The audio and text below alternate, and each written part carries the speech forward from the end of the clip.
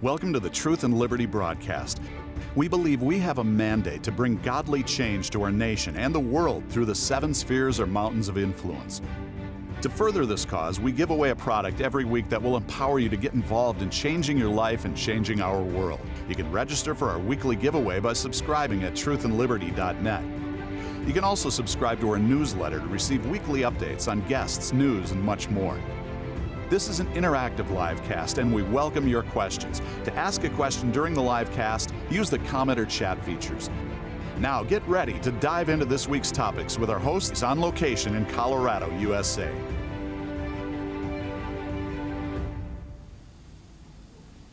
Hello and welcome to the Truth and Liberty livecast. I'm Richard Harris, and it's great to have you watching tonight. Here from the studios at Andrew Wommack Ministries, and Pastor Mark Cowart is joining us tonight as our co-host. Pastor Mark, it's great to have you. Good to be back. And we've got 2 really special guests with us tonight. I'm really excited about tonight because what you're going to be hearing tonight is going to be practical information that you can use to actually get involved and make a difference. And we've got with us Dave Riffel, who's the current coordinator of the Practical Government School at Harris Bible College and leads the Culture Impact team at Church for All Nations, Pastor Mark's church. And then we've got Ken Davis also, and Ken leads probably, I think Pastor said it was the largest life group at his church, and guess what they talk about? The Constitution. Yeah. So you're going to get a proper introduction, or Pastor Mark will give you a proper introduction, guys, in just a little bit. I'm going to cover some basics here before we get started. Again, it's great to have you all watching, and encourage you to let your family and friends know about the live cast and get them tuned in and all gather around and watch this together. It's going to be really informative. Our live cast is an interactive process, and we like to get questions and comments from you. So if you're watching on our website at truthandliberty.net, you can just post your comments and questions in the chat function. And then if you're watching on Facebook, you can put it in the comments section there. And we really encourage you to watch on our website so that you have a more reliable experience. From time to time, Facebook has been known to drop our feed because of whatever reason. But watch on our website. And speaking of our website, as I say every week, you need to check out the resources page. There's so much useful information on there. There are tools and articles and all sorts of things to get you equipped, to get your friends equipped to stand up and make a difference. So check that out today and you'll be glad. The latest thing that we've added to our website as of today is a link to the Patriot Academy, and that's on our resources page. And we actually use the Patriot Academy in the Practical Government School at Harris Bible College, and Dave Riffel is going to talk a little bit more about that, and Ken as we get into the show tonight.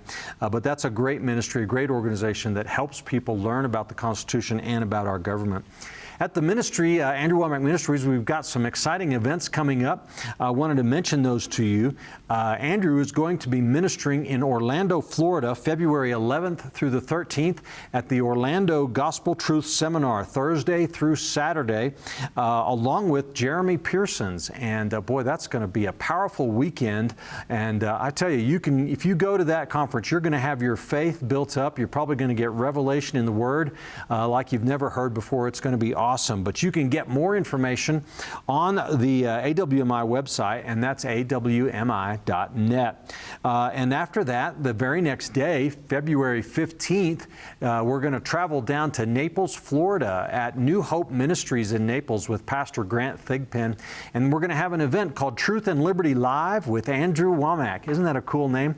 I really like that. And it's going to be carried live on the CTN Southwest Florida Regional Network and also live cast on our website. But we encourage anybody who's in the area, and that basically means anywhere from Georgia on down, to feel free to come on down for that, because Andrew's going to be ministering in the morning at New Hope Ministries, and then in the evening at 6 o'clock, that's Eastern Time, Andrew's going to be addressing subjects related to how do we bring a biblical worldview to bear on the issues that matter in our culture, and it's going to be awesome. The very next day, now we're on to Tuesday, the 15th, we're going to have a pastor's brunch there at New Hope Ministries. And you can check out our website, truthandliberty.net, to get more information about those events.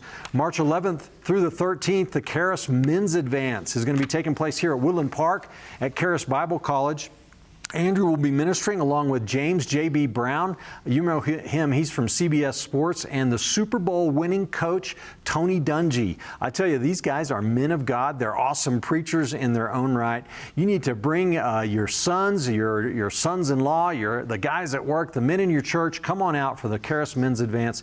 Get your batteries recharged, get fired up, and fellowship with like-minded men, and you will not be, you will be glad you did. And you can get more information again on the AWMI website. Last I wanted to mention is the Easter performance of God With Us, April 2nd through the 4th, and that also is here at the campus in Woodland Park, and you can find out more about that awmi.net. That is an awesome show. Anybody here that's seen it would bear witness to that. I tell you, it'll get you, it'll really reveal the Bible to you, touch you in your core, and what a great way to celebrate the resurrection of the Lord is to come and participate in that live performance. Every week here on the program, we give away a free product. Last week, we gave away a copy of Andrew's book, A Better Way to Pray, and this week we're going to give away Spirit, Soul, and Body. I don't have a copy to hold up for you tonight, but when we give this away to folks who sign up to become, to subscribe to our newsletter. So if you aren't subscribed, I encourage you to do that. You will then receive our weekly newsletter email that keeps you up to date about what's going on here at Truth and Liberty. And also, we provide you with other information from time to time, like important articles or action items that you can do to make a difference. And if you subscribe today, you'll be eligible to receive this product, Spirit, Soul, and Body. Probably, in my judgment, Andrew may disagree, but I think it's Andrew's most important book, and it's foundational to the revelation of grace that he teaches so incredibly well. And then also wanted to mention membership tonight before I turn it over to Pastor Mark here. Truth and Liberty is a 501c4 organization, so your gifts and contributions aren't tax deductible in the eyes of the IRS, but they do, I think, get noticed by the Lord. So we depend on your contributions, and I tell you, you are so generous, and Andrew and I are so grateful, and we thank you for that. If you'd like to support what's going on here at Truth and Liberty as we stand up for biblical truth in our culture, you can do that by going on our website to the donate page and signing up to become a Truth and Liberty member. $5 or more recurring contribution online every month will make you a Truth and Liberty member, and if you sign up, we will send you a free gift in the mail. I think right now we're giving away a copy of Alex McFarland's new book, and it is a great book, so I encourage you to become a member today. And the last thing I wanted to mention is if you would like someone to agree with you in prayer, Andrew has trained prayer ministers standing by. These are Spirit-filled, Word of God-filled, trained prayer ministers who will stand in faith with you. I tell you, every week I see testimonies coming out of our phone center of miracles, salvations, healings, and everything. So call in today, 719-635-1111. All right, well, I want to ask Pastor Mark now if he wants to kind of take the reins, introduce these two men of God, and let's get started with our program. Absolutely. So good to be here again, Richard. Great to have you. You know, we talked last week, we had Pastor Bob Emmerich, and we talked about how this all came into being, and I was visiting with Andrew recently, and so I told him about Pastor Bob Emmerich, but then I brought up the subject of culture impact teams. And I told him about Ken Davis. I told him about Dave Riffel, of course. He knows about Dave. And he said, we need to get them on Truth and Liberty. And one of the things I feel this has the power to shift the culture in our nation for good. We've watched a culture shift the wrong direction in America. And I have a saying in teaching and leadership and stuff that culture will eat the lunch of vision all day long. The culture is what brings the vision to pass, or it stops the vision. So I'll start over here with Dave Riffel, which we know very well because Dave and Marion, they had a successful practice out in Michigan, chiropractor for 44 years, I believe, Dave. Yeah. And that's pretty good when he's only 46 years old. And so anyway, they moved out to go to Charis Bible College. And then the year that Andrew and I had lunch right down here in Woodland Park, that was 2015, and that was really the catalytic moment for the birth of the Practical Government School. And then it was a blessing because you and I got to be a part of digging that right out of the ground. You were the first coordinator. Dave is now the coordinator. But Dave and Marion also attend Church for All Nations, and we have been told that our culture impact team could well be the poster child of all culture impact teams. I didn't say that. Someone else that I respect what they have for an opinion said that, and I was very grateful. But the reason is because of the leadership that Dave and Marion have shown in Church for All Nations. And then also I want to introduce Ken Davis, and then we'll get into what is a culture impact team. But Ken Davis actually came from Wisconsin, was a small business owner. 2008, moved to Colorado Springs. 2010, Ken and Andrea and their family became a part of Church for All Nations. And in 2012, started a Constitution Life Group. And it has become one of our most successful. I'll never forget, I finally asked Ken one day, why did you do that? And he's going to answer that. But it's our largest, most successful life group, the Constitution, which I carry a copy now. And that's Ken's inspiration there. And it is our most successful. He's run over 1,000 people through there. But beyond that, it's the fruit it's bearing. So I want to start tonight. Dave, it has just been a joy, you know, having you and Marion as a part of Church for All Nation. You both are very well loved at CFAN. And you and I get the privilege to direct and oversee the Practical Government School. But would you tell us, what is a culture impact team? Well, it's not rocket science. We want to impact the culture. And we're a team of people within a church, and that's an important thing. We're of like faith and like values. So we want to see our culture change for good, and so that's what a culture impact team does. And you know, maybe we'll let the audience know, you spoke to the student body here at Harris Bible College just a couple days ago, and you did a presentation on culture impact teams. It's the best I've ever seen. And you should, I was looking around at the audience, the students, the engagement. They were so involved. For instance, why should we know about culture impact? Why should we know about the culture and be desirous to impact it? And you showed Drag Queen Hour at our local libraries, and the gasping that was going on in the audience and these people out there. Well, that's a cultural trend that who would have ever thought? And so for these years that you've been directing it, Dave, along with your wife, Marion, of which Ken is a part of the leadership team, we have 7 total. What has been the big takeaway and learning for you directing the culture impact teams? Well, I think it's been that teamwork really makes the dream work, as they say. We have such a diverse group of leaders. Ken comes from the Constitution background, where he, out of personal interest, began to study, but then began to teach others. And I came in from my career as a chiropractor, but I was dramatically impacted by the Lord when I discovered our authority in healing and began praying for people who were healed, and then seeing that that same authority works against demons when we were on mission trips, discovered that it works against the demonic forces that blind people to do what they do in our culture. So we've learned through our government prayer altar to take authority over those demonic forces, and that every one of the leaders of our team brings something to our team. There's one with a background as a teacher in education, helping to develop curriculum. Another who really scours the web for current, relevant videos, topics of interest. And by the way, the presentation you mentioned, it's about 45 minutes long, is going to be available to you on the resources page from Truth and Liberty here, if you would like to go over it yourself or encourage your friends who might be interested to start a culture impact team. Yeah, and we're actually going to want to help assist. Many of you are probably saying, I want to start a culture impact team in our location or our church or something like that. We want to help. We are here to serve is what we're here to do. And if there's any pastors watching, here's my thing that I like to share the most. Last thing a pastor needs is something else on his plate. And the culture impact teams has not put more on my plate. It's taken things off of my plate. I come to the meetings, but I don't have to lift a finger. You guys have it covered.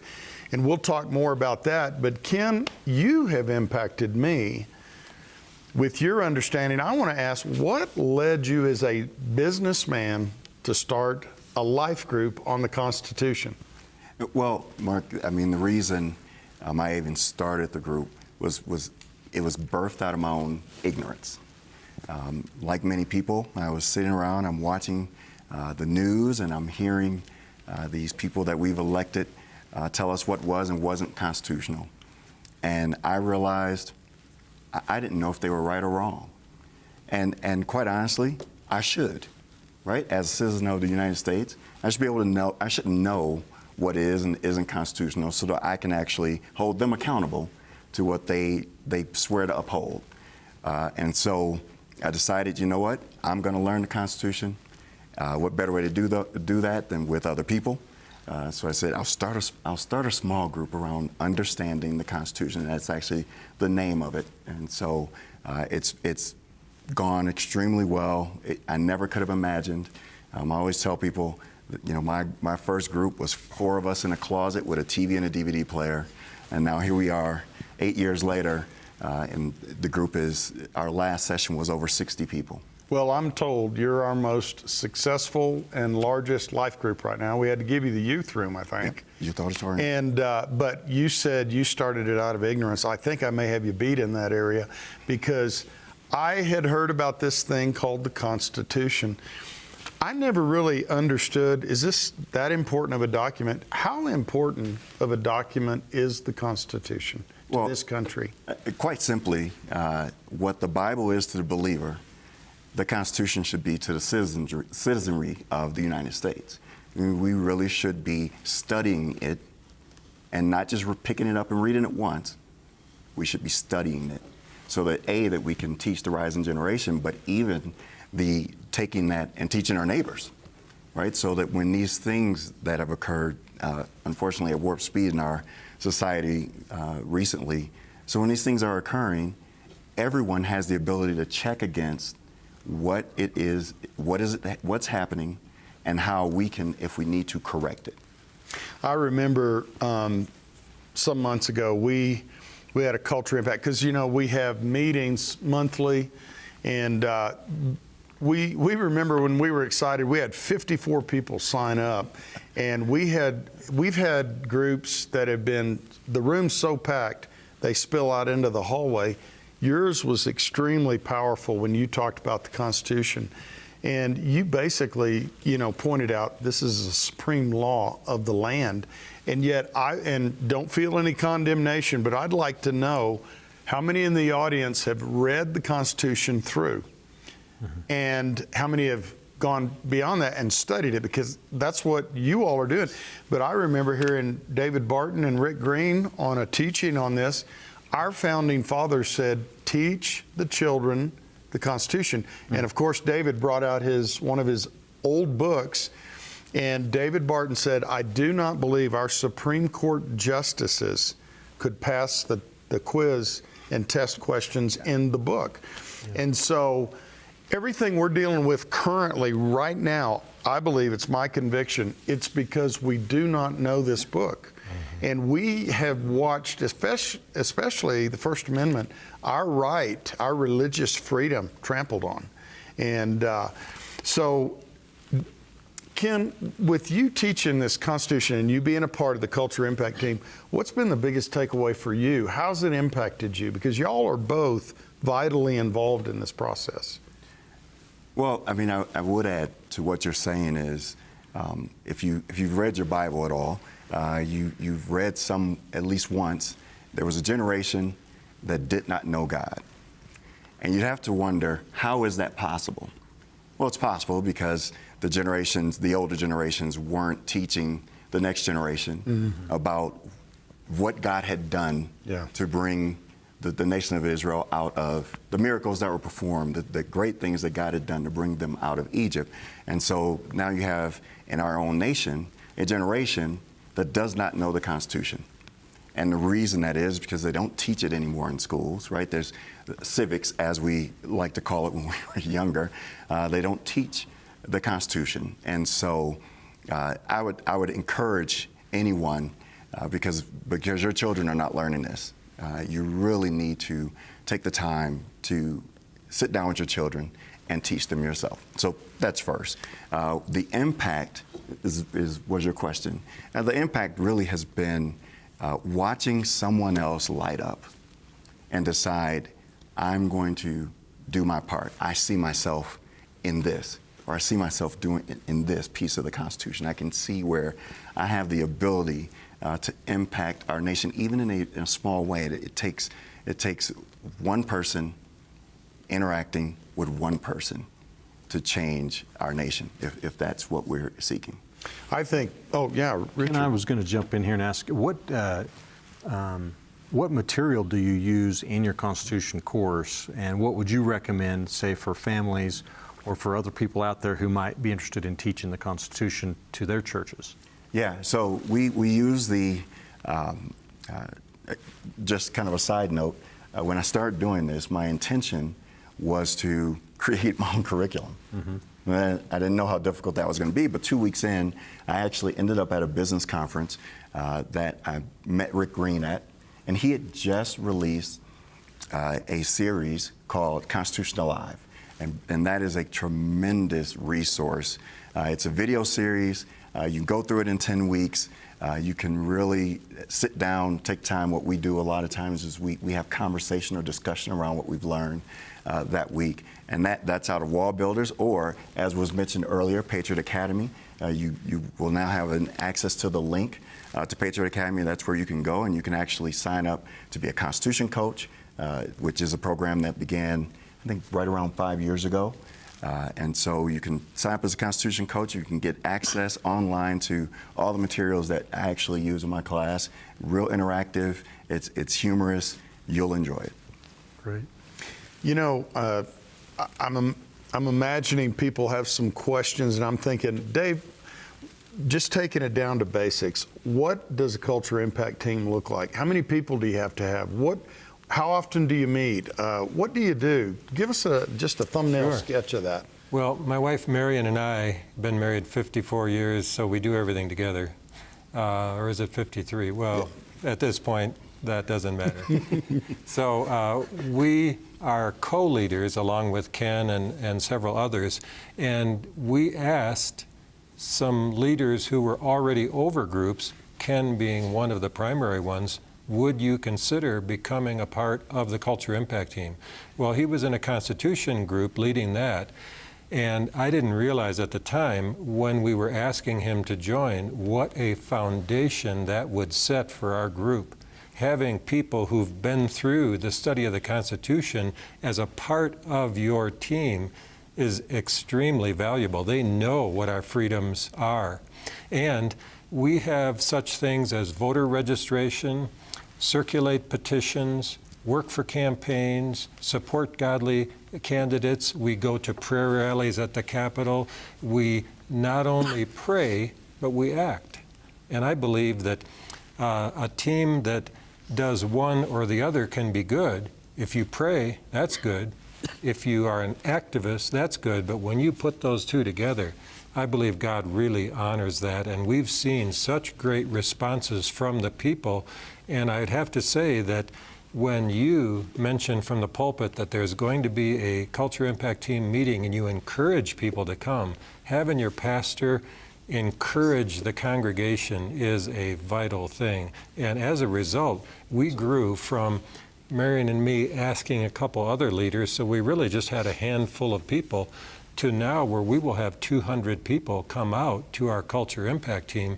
And that's just amazing to us, and it has accomplished amazing things. It has, and not only that, you've inspired other churches to start them, and we will help with that.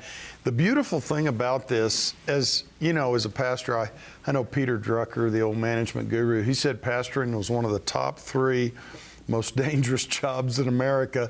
You know, high demand, pressures, different things, expectations. But the Culture Impact Team has not put any load on my plate. It's taken it off. And this is why I feel this is such a beautiful thing.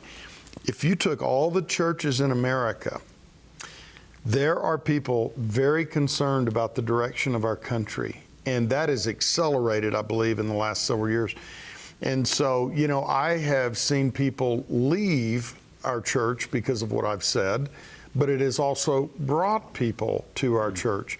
and people that are not cut out of our cloth, so to speak, because they said I couldn't take, my pastor not speaking about issues that are affecting me. And now Linda and I are grandparents, and so that changes your whole world. And all I can think about is what our grandkids are going to inherit. What are we going to leave behind? Yeah. So, Dave, if somebody wanted in another state or another town or whatever to start a culture impact team, what could they do? How could we help serve them? Well, two things. Number one, the culture impact teams were invented or created by the Family Research Council in Washington, D.C. And about a year ago, they renamed culture impact teams community impact teams. So we will post, in fact, I think it's on the web, on the page right now, where you can go to that site, and they have resources, including training videos and examples and forms and schedules where you can join webinars and so forth. But thank you to you, Pastor Mark. At Church for All Nations, you allowed the tech team to create a web page just for culture impact teams, and it's really not so much for our culture impact team as it is to help other churches start a culture impact team, because we see we need our nation's citizens engaged if we're going to make a difference. Now, when we look at the tremendous results we are having, if you could multiply that across the country, here in Colorado, they say there are 4,000 churches. Well, our team, when we had a proposal that it was not a proposal, it was actually a bill that was passed so that our state would join the National Popular Vote Compact. If enough states join that, it becomes a way to get around the Electoral College, which our founders said would give us an evenness to our voting. If we circumvent that, the major cities like LA, New York, Miami could dominate every election. So keeping the Electoral College is vital. So our House in Colorado passed it, the Senate in Colorado passed it, the governor signed it, so done deal? Well, you would think so, but we have the right to petition. And so we circulated petitions within our Culture Impact team, but also many other citizens across Colorado. And we obtained the necessary 125,000 signatures to make that law stop going into effect until it was put on the ballot for the voters to decide. Now that is grassroots politics, so where we the people stopped an action that the House, the Senate, and the governor of Colorado had signed off on. And so it went to the voters for them to decide. That's a type of thing that a culture impact team can do. And if you could imagine every church in the country having a culture impact team, we could bring godliness back to our country and our culture.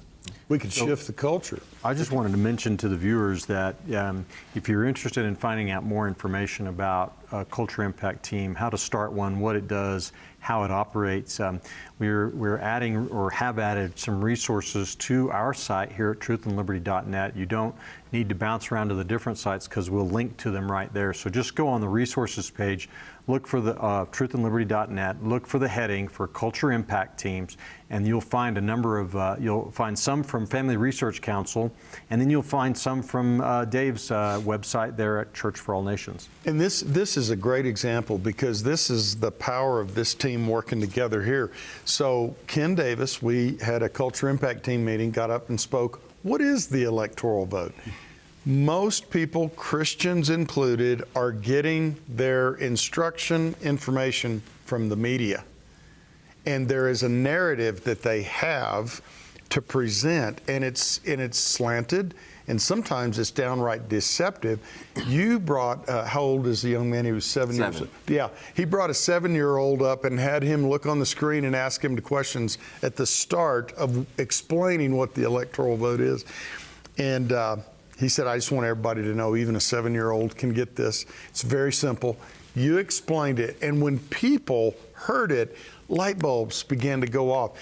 And you know, in the founding era of this country, pastors were the most informed. I remember that we did a conference call with General Boykin, and it was about 20 of us in the room, and one of the guys said, "General, what should we as pastors do?" Without hesitation, be informed. Pastors were the most informed in the founding era. So a culture impact team can take that burden off the pastor. If the pastor will lend his support, all I really do is I let people know what's going on, and people come up, "Thank you for letting the culture impact team do this," because in every church across this country, there are people passionate about this, and all of us, teamwork makes the dream work. Amen. You know. So Ken, with you, let's suppose somebody's listening, "Man, I want to get a Constitution life group started." How can we help serve them to do that wherever they may be? Well, I would say, obviously, reach out to the Culture Impact Team. A link to our Culture Impact Team is going to be listed, so that you can actually reach out. I would love, anytime anyone's thinking about doing something like this, I love the fact that you mentioned, pastors, this is not necessarily a job for you, but there's someone sitting in your congregation that would love to do some of these things, and they've just not told you. So you present it, you open it up to them, and someone will approach you. And so with those people, you can reach out to us. We will gladly talk you through our process and how we've done things. Obviously the way, through Patriot Academy now, there's a Constitution Coaches Program. And so you can get resources there as well. Because every coach doesn't do it the way I do it, I'm sure. But the way we've done it has been effective. And so if you can go to patriotacademy.com and sign up as a coach, there's going to be tons of resources available to you from other coaches. And there's even a Facebook page that we kind of have discourse between us as coaches, and we talk about different things that have been successful. And I think it's safe to say we've got our Culture Impact Team website, and they can go there for anything. And then we also have the meetings of some of our guest speakers that we've had. And I tell you, I stand amazed at some of the people we've had speak. It will inspire people, so we can direct them. I know they can put the website up on that. And Ken, one of the things you've impacted me most, you're a local businessman here in Colorado Springs, but you were watching and you wanted to get the answers for yourself and not have somebody else feed those to you. And I was first inspired. We had General Boykin on a Sunday morning with Kamal Saleem. So this was when I was doing my that was Breaking the Silence too, but also the America the Beautiful series. So I wanted to have former jihadist and counter-terrorist, but this is what impacted me. General Boykin reached into his pocket, a retired Army general with a very prestigious career, American hero. He carries Constitution with him. And he said, "I took an oath to defend this Constitution against all enemies, foreign and domestic." And he said, "And my oath has no expiration date on it." And every American, no matter what position you may hold, but the greatest thing I've seen is the fruit that has come out of it. And if people would take this and run with it across America, and I'm willing to talk to pastors if I can help, because I understand pastors have people coming at them from every direction, wanting them to do all sorts of things. And the first reaction is probably going to be, the last thing I need is more trouble on my plate if I start talking about this, that, or the other. But we're watching our freedoms get taken away, and we're watching them erode. We're in a very serious time in our country. Pastor Mark, you mentioned something earlier that I think is real important, and that is what's happened to your church since you started forming these groups and speaking out on these issues. I think a lot of pastors are worried that, well, if I talk about that stuff, I'll lose my 501c3 status, or people will leave my church, or those kinds of things. Do you have any thoughts on that? Oh, do I? And listen, they're going to leave your church anyway. You can't live to please the people. I want to encourage pastors. I have a special place in my heart for pastors because I am one and I love them. And my wife and I just passed the 34-year mark a few days ago. as senior pastors at Church for All Nations. So seen a lot of water under the bridge and wouldn't trade it for anything in the world. But one of the things that I found is that as I began to speak from the Word, because one of the famous things is you sure are getting political. And then, of course, the last time I checked, life and death is not a political issue, it's a moral issue. Sexuality is not a political issue, it's a moral issue. The Bible has much to say about all these things. It just so happens they show up in the political arenas. And, I just can tell you this, that the enemy uses intimidation and fear, and you just need to just ignore that. Fear knocks at your door, answer it in faith, and nobody's there. You just have to get a hold of what is the will of God in this whole thing. And, fear is contagious, but so is courage. And one of the things, the Lord began to deal with me in 2008, and that's part of my journey.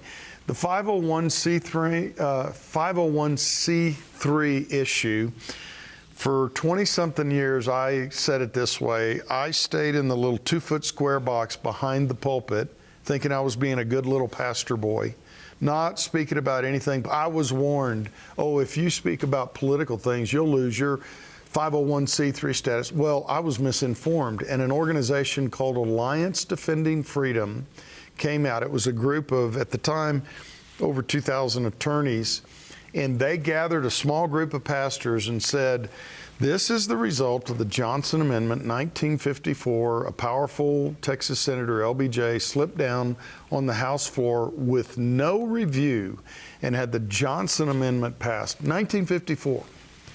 That was the year that the noose got slipped over the pulpits of America. And if you go back to our founding era, we used to have pre-election sermons.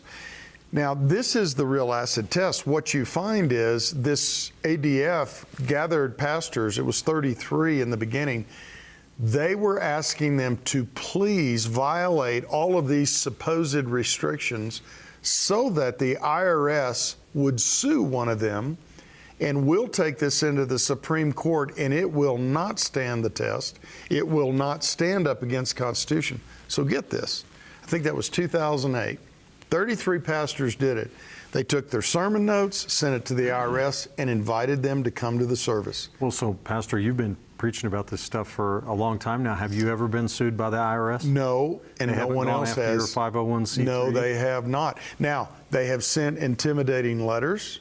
I think it was People for the American Way. Well, yeah, leftists, but not the government. No, not the government. And the reason they would never sue anybody is because they know that it's not constitutional. So I was a part of the group. I think, the first year 33 did that. The second year, I think it was 80. Next year was 100.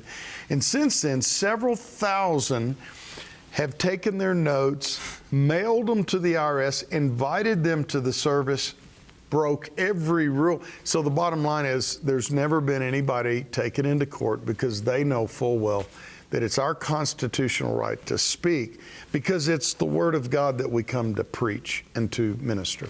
And Church for All Nations is prospering and doing well. And oh, my Lord. Last year's the best year we've ever had. We gave more away from us. It was a year of increase.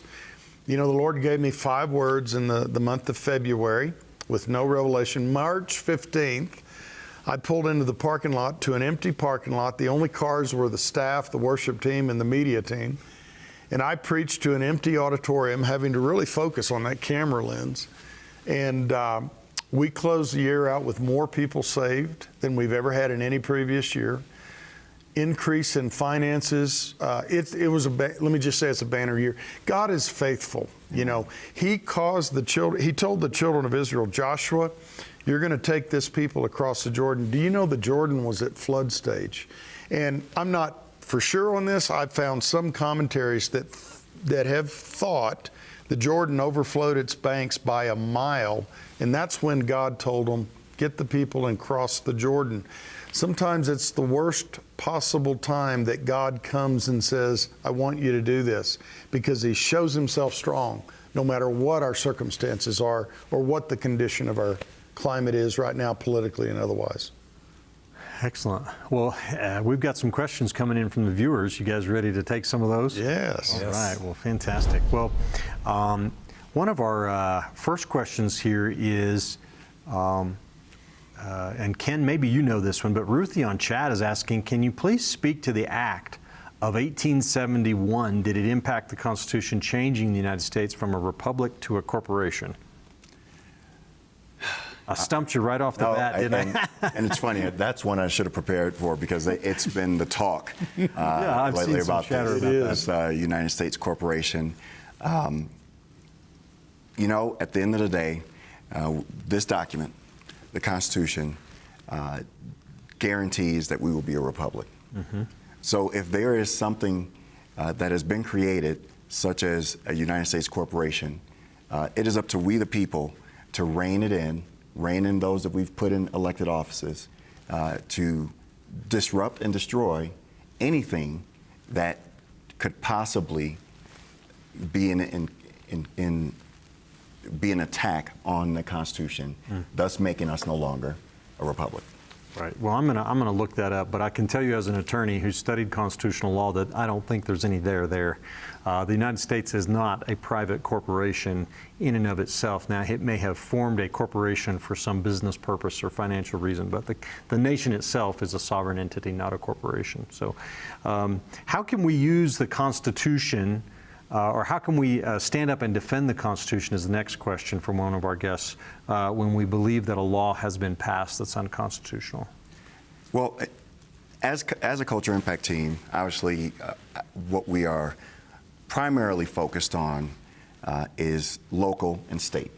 Right? We're really trying to fix things at a macro level and have that expand.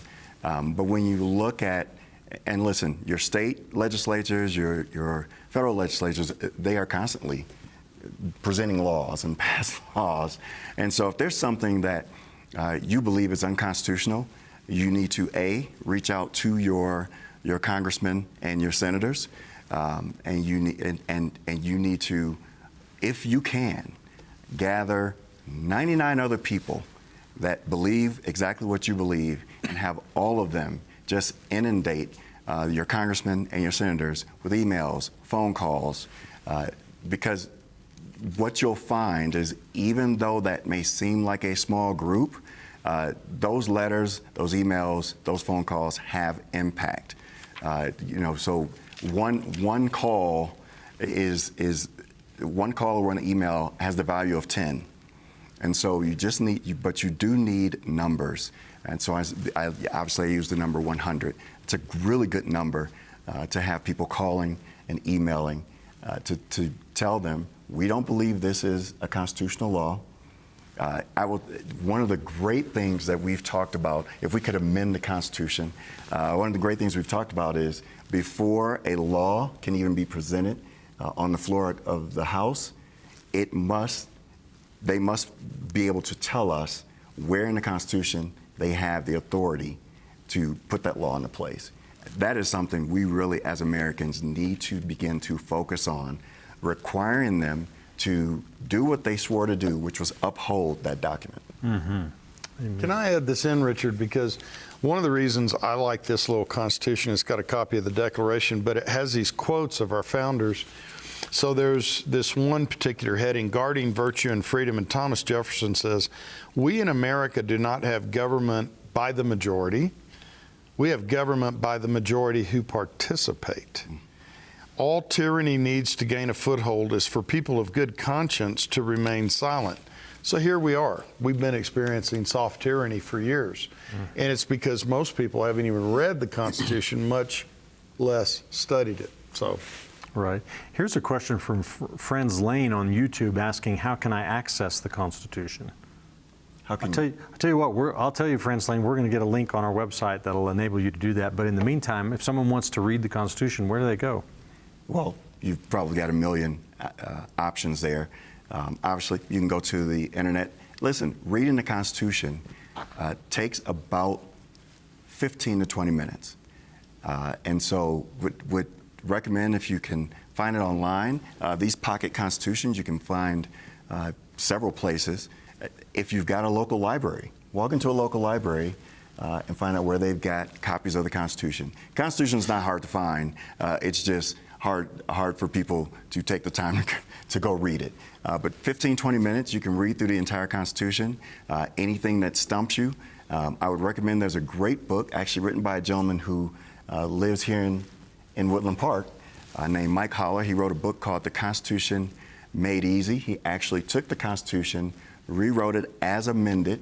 Now the book is very difficult to get, but if you take part in the Constitution Coach program, it is actually one of the tools that we use. But the Constitution Made Easy, he took the Constitution, he wrote it as amended, and he used today's English in writing it. And so you don't have to bounce between two amendments trying to figure out what affected what. He's got it written as amended. It's a great tool. Excellent. Wow, that's great. Well, I think we've got some questions also about culture impact teams. And one guest here, Hurley55 on chat, asks, what type of skills does it take to lead a culture impact team at my local church? How can I be a leader? I think that is an easy one. It's a passion. If you care deeply about our culture, our government, about having godly values restored to both, that's your basic requirement. And Ken had a personal interest to study the Constitution. When Pastor Mark asked, would you lead the culture impact team, we could see we really needed it. And you know what? We have found allies. It is amazing. We went up to the Capitol where we were opposing, in a peaceful manner, opposing a bill that they were trying to pass that would teach an improper version of sexuality to children, teaching them things that would be considered pornographic. So we were up there to pray and to demonstrate that we have a voice and we vote.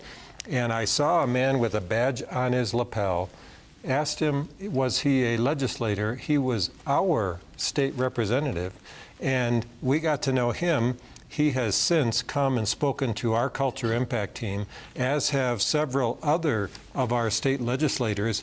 They have also taught a course for us in our practical government school, and our legislators that are godly people with conservative values love to speak to groups like we have, and they love our support with our signing of petitions, our votes, our emails. So we're not alone in this. If you have a passion, you'll find people around you. In fact, that's what we encourage pastors, that they don't have to recruit people, nor does the team leader. You just tell people, we're going to do something to bring godliness back to our culture, and the people will come out of the woodwork to join you because there are so many people who care like we all do. So Dave, you don't, as the Culture Impact team leader, you're not necessarily preparing some lesson every week to present to the whole group. You're bringing in guests and providing resources and things like that, right? Great point, because we actually do not act as the speakers most of the time. We invite guest speakers who are experts, legislators, heads of organizations. We've had Save the Storks, who perform a valuable service for young women who have an unwanted pregnancy, and they outfit mobile vans with an ultrasound, and they'll park outside of a high school and have young ladies come in who are concerned that they're pregnant, and they will show them an ultrasound of their baby. And when they see that, 89% of them choose to save that baby. We get information from experts, so we don't have to know everything. We just know the people who do. If I can, let me add, one of the things that we've done actually several times, we've actually hosted forums. And so we've had a school board forum. So we brought in people who were running for different school board seats. We have multiple districts around our city, and we asked anyone running to come in, and we had a forum. The point of it is to uncover those that have godly values, because that's again, school board's very important, by the way, everyone. We recently this year were going to be electing a new district attorney. So we had both candidates in, and we brought in all the people who wanted to come in and find out about it. We asked questions of them both, and we, so these forums, in fact, our own city council, we did a forum for that. There were 3 at-large seats available last year, and we did a city council forum as well. I mean, these are things that you can do.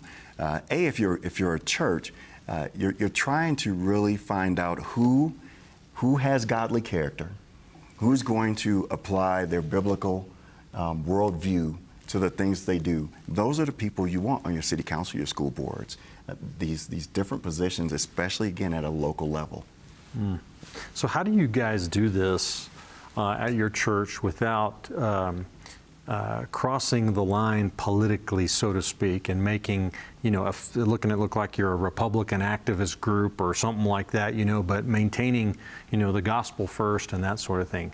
Have people accused you of that, and how do you handle that? That's a great point. And in fact, when we had these 2 forums, we invited all of the candidates, not just the candidates that we might want to vote for, because we want publicly to demonstrate to those who attend, but also those who are in the media, that we are interested in information. And so we have provided a public service, and we had a great response of the community coming out and the media to see what the views were by these candidates. And we've also had a candidate who represented just the opposite views that we would have, that was going to oppose our congressman who has godly views. So I looked forward to the opportunity to ask that candidate some questions, and the one I asked, as this candidate was a pastor of the gospel, so how could you, as a minister of the gospel, support a party which endorses abortion, endorses same-sex marriage, and has removed God from the platform of your party? So we weren't afraid to ask hard questions, and we were asking them of the opposing party candidate. And we saw the evasion take place, the failure to answer, and that allowed voters to make up their own mind. And so if you invite both sides on any issue, typically the side who opposes godly values won't come.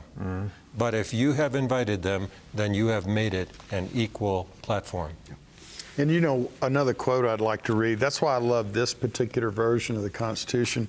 James Madison said, "A well-instructed people alone can be a permanently free people." What we're talking about up here is not a passing fad. In other words, let's suppose we just miraculously got government turned around, go in the right direction. We have got, as Ken said, to begin to teach our children. Our founders told us, teach your children. If you go back, it's a biblical principle. The word tells the fathers and the mothers to teach and instruct their children, remind them of the past, and that we could know who our God is. And really, we are a nation that is very not, there's so much a lack of knowledge and understanding of where we came from. And when I look today, in fact, when you look at the signing of the Declaration that hangs in the Capitol, I want a copy for my office. I'm going to get a reprint, but when I look at it, I have a vastly different appreciation, because my mind has really been running along the lines of the price they paid, what it cost. Because see, they were looked at criminals and outlaws and treasonous people because they went against the king. But we wouldn't have a country if they were not so grounded and founded in the Word of God. It was right. It was really a spirit of faith that they had. Right. Yeah.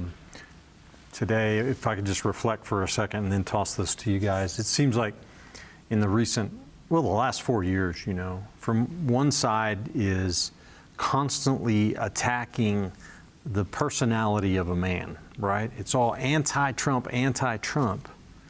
You don't see a lot of criticism of the policy, but it all seems to be about his personality. Yeah. And I feel that in America, we have become almost so ignorant, and in the church so ignorant, that we're not even able to stand up and talk about policy intelligently and why this is right and why this is wrong. Do you agree, you understand what I'm saying, and do you agree with that? Yeah, I mean, we've become a reality TV society, and so personality drives everything. In fact, most people don't even look at the policies. All they know is what the media is feeding them about personality. Yeah, and let me just add on, I don't mean to interrupt you. Go ahead. So Trump's out, right? because of personality. And now all of a sudden we're looking at massive censorship rolling down the pike. We're looking at huge government intervention, open borders, $2 trillion, another $2 trillion COVID stimulus, and on, alliances with our enemies and down the road, because people are not paying attention to what these parties and these people stand for. Yeah. Is that accurate? No, that's very accurate. And if I may, I hate to give opinion here, but I will say this. I'm one of those people that hate these stimulus packages. And the main reason I hate them is because the average citizen is saying, well, I'm going to get $600, or I'm going to get $1,200, or I'm going to get $2,000, with no thought to how that is going to affect their children, their children's children, and at this point, their children's children's children. We are generations away from being able to pay the debt that we're creating as a nation. And if I may, just as we wrap up, there's a quote I would love to read. It is actually one of my favorite quotes. It's from James Garfield. He did this at the centennial celebration, so this is late 1800s. Tell them who James Garfield is. James Garfield is a former president of the United States, but he was also in Congress, and he was actually in Congress when he gave this speech. And he said, "Now more than ever, the people are responsible for the character of their Congress. If that body be ignorant, reckless, and corrupt, it is because the people tolerate ignorance, recklessness, and corruption. If it be intelligent, brave, and pure, it is because the people demand these high qualities to represent them in the national legislature. If the next centennial does not find us a great nation, it will be because those who represent the enterprise, the culture, and the morality of the nation do not aid in controlling the political forces." Amen. Very appropriate for today, isn't it?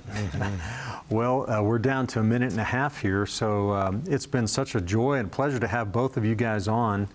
What an amazing church, Mark. Your church is probably 1 out of 10,000, if not more, in terms of the impact that you're having on our culture. And I just want to encourage everybody to take some time and check out the resources that we talked about tonight.